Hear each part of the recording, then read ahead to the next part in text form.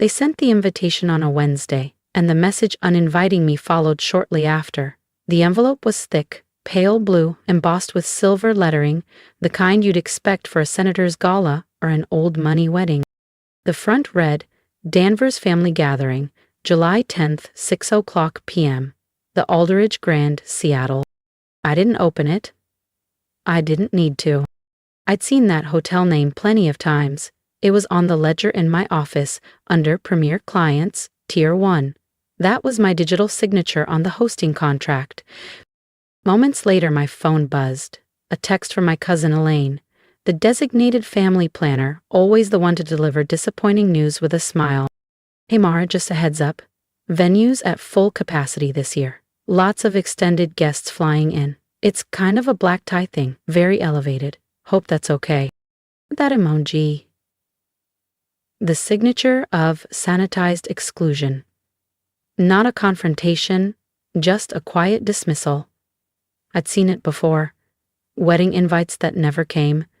Family threads that skipped my name during job announcements. They never said, I failed. They just erased me. I returned to my desk. Rain tapped softly against the window of my 31st floor corner office. The Seattle skyline blurred in gray mist and soft neon. The contract for the Danvers booking was still on my screen. Alderidge Grand. Elaine had submitted it through our concierge platform.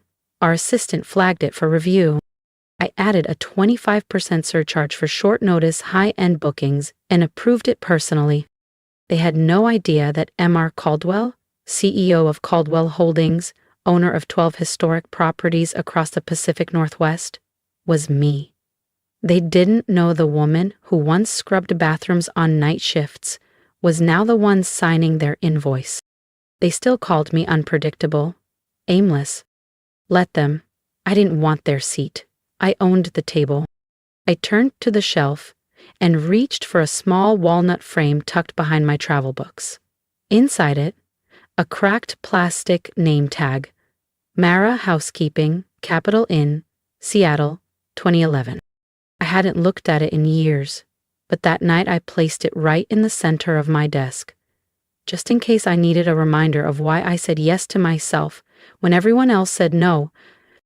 My father used to say there were two kinds of people in this world, the ones who carry the name and the ones who carry the weight. He'd say it after family dinners when the dishes were cleared and his second scotch softened his voice. We were supposed to nod to affirm his wisdom like it was gospel.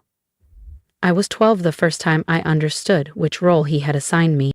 Not the name, just the weight. By the time I was 23, I was expected to slide into Caldwell Financial as a junior partner. There was already an office set aside. My name pre-printed on the door. Mara Caldwell, Strategic Development. It lasted 6 months, not because I failed, but because I asked too many questions. About layoffs, outsourced janitorial contracts, the pension fund that had mysteriously vanished for dozens of longtime staffers. You think too small, my father had snapped across his mahogany desk. You have no vision. No, I told him. I just want to understand what people carry. That was the last honest exchange we had. After that, our relationship became a silence wrapped in formalities. Birthdays skipped, messages filtered through ants. I enrolled at the University of Washington's Hospitality School, graduated top of my class. No one came to the ceremony. A year later, I was scrubbing bathrooms at a faded motor lodge off Rainier Avenue. 10 rooms per shift, towels that reeked of bleach and damp cedar. But it was mine. Honest, ground level, built, not gifted. That's when Elaine sent me the group photo from her wedding. Everyone was glowing, suits and champagne smiles. I wasn't in the frame, but I remembered that night well. I sat near the kitchen, at a table with the dishwasher on break and a DJ who left early. Elaine told me it was probably because I seemed more comfortable back there. 2 days later, someone forwarded me a screenshot from the family group chat, a photo of my old housekeeping name tag, captioned, "She wanted to clean toilets. Guess she got what she wished for." They laughed. No one defended me. Not even Aunt Ginny, the one who used to sneak me lemon drops and whisper, "You don't have to turn out like the rest of them." That day, I learned something important. Erasure doesn't always come with shouting or slammed doors. Sometimes, it just shows up as absence. You get cropped out of enough pictures, left off enough emails, seated far enough from the center of the table. Eventually, even you start to wonder if you were ever really there. So I let go. I stopped waiting to be remembered, and I started building something that couldn't be dismissed. I moved to Vermont with a duffel bag, a used laptop, and barely enough money to last 12 weeks. There was no grand plan, just a need for somewhere quiet, somewhere no one cared about my last name or the reputation it used to carry. I rented a tiny attic room in a creaky old farmhouse. Turned-in run by a retired couple, Irene and Cal.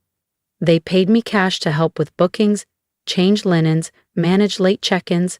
They gave me room 7. Slanted ceiling, one skylight, twin bed, and I loved it. That's where Elaine really started. Not the company, the idea. In a beat-up spiral notebook filled with questions. Why did some guests return and others never did? What made a stranger feel safe or seen in a room they'd never been in? I watched. I adjusted.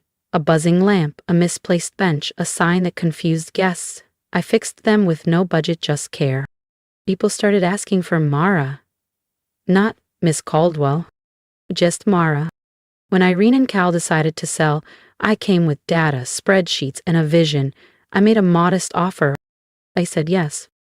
I renamed it Elon House, my first property, my first win. 5 rooms, no staff, but me, but I poured everything into it. I scrubbed every floorboard, swapped the musty drapes for fresh linen panels, painted each room in soft, calming shades of moss and cream, and I left a handwritten card on every nightstand. You're here now, you can rest. Guests remembered that line. I didn't have a PR agency. I didn't need one. Word of mouth did what no billboard could. Guests told their friends. Stories spread. Stories brought interest. Interest brought support. Not millions, not all at once, but enough. Within 4 years, I opened a second property, Elon Ridge, and then a third, Elon Harbor. Each one smaller than the resorts, they quietly outperformed. I hired former housekeepers as site leads, gave them titles, trust, and real pay. No stiff uniforms, no fake greetings, just people who knew what it meant to serve with pride, not submission. By 30, Elon had become its own quiet brand. Subtle luxury, gentle care, no velvet ropes, no marble fountains, just dignity done well. Still, I didn't put my name on it. The properties were listed under M.R. Caldwell Holdings. Most assumed I was a man.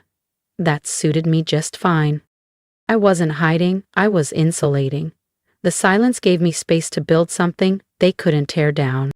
Behind my desk, tucked between fabric swatches and supplier catalogs, I kept the old plastic name tag. Mara Housekeeping. Faded, scratched, cracked straight through the middle. I wore it long after it should have been replaced. Framed it. Black frame. No glass. Not on the wall. Not for show, just for me. Some nights, after the spreadsheets and signatures, I'd hold it, not to revisit the cruelty, but to remember the foundation. I didn't build Elon to prove a point. I built it so no one could ever again tell me I didn't belong. They picked Elan Cascade for the reunion, one of the most exclusive boutique hotels in the state. They had no idea. Elaine booked it through the corporate portal, bragging in the family group chat about pulling strings to secure such a coveted venue. "We're lucky," she said. The front office manager told her, "The owner is very private, but once they saw the family name, they expedited everything." They weren't wrong. I fast-tracked it myself, upgraded them to full service, doubled the staff, imported flowers, approved the linen color scheme myself, digitally, of course. If you felt that moment of quiet triumph with me, don't forget to subscribe. The next chapter is where they finally realize whose building they just walked into. Of course, I hadn't signed anything by hand in years. Silence holds better when you don't leave fingerprints. The reservation listed the host as S. Danvers, booked through Caldwell Hospitality's elite tier. The irony was sharp enough to cut granite. I instructed our guest relations lead, Hannah, to manage the account. Smart, steady, and delightfully unaware of family politics. To her, Sophie was just another overly involved client with a flair for drama and color-coded spreadsheets. 1 week out, Sophie requested custom florals, hydrangeas and delphiniums, blue and white. I called Hannah into my office.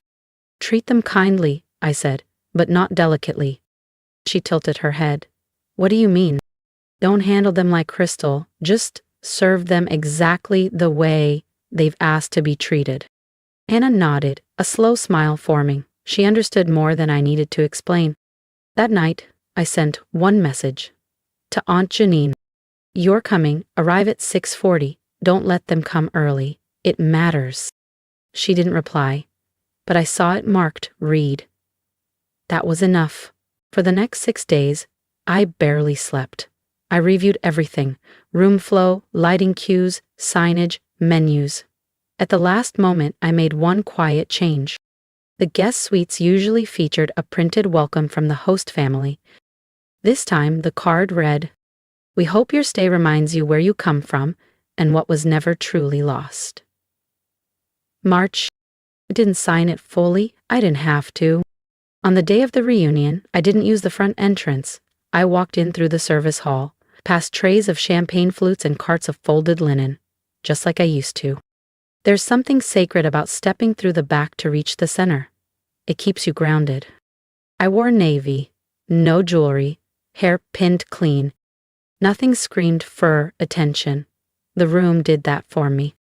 At 6:45 they arrived, first in pairs, then clusters, 2 loud laughs, 2 firm handshakes, all that anxious sparkle of people desperate to be remembered. And Sophie? She entered like a cruise director, waving, beaming, not realizing she was stepping into my house. My father arrived 10 minutes later, flanked by 2 men I didn't recognize, but knew instantly. Financed types. Polished shoes, sleek watches, hushed tones.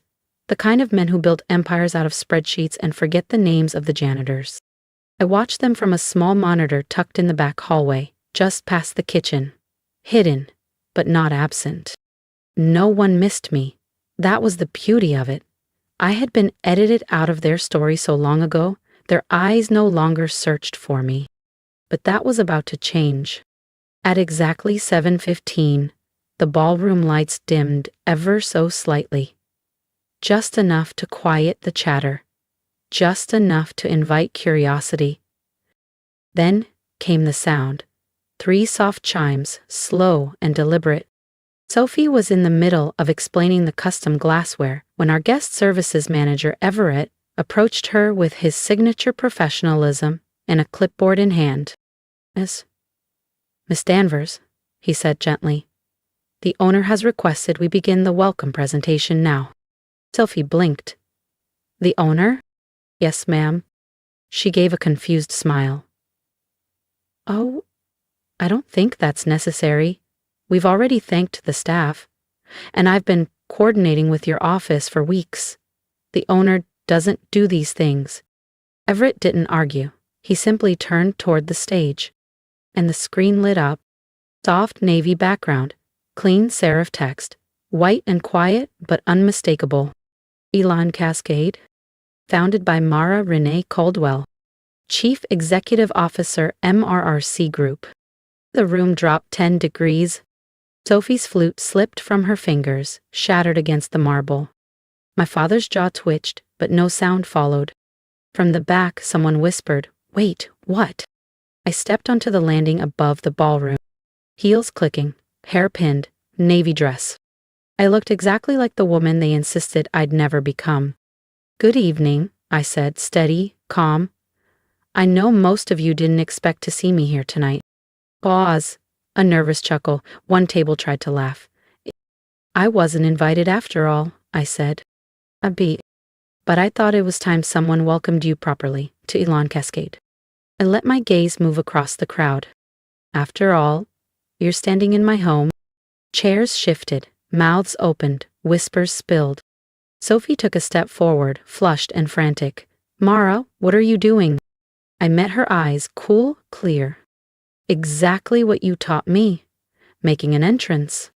You booked this hotel under your name, I said, voice level. You claimed the owner gave you a courtesy rate because of the Danvers family name. That part was true.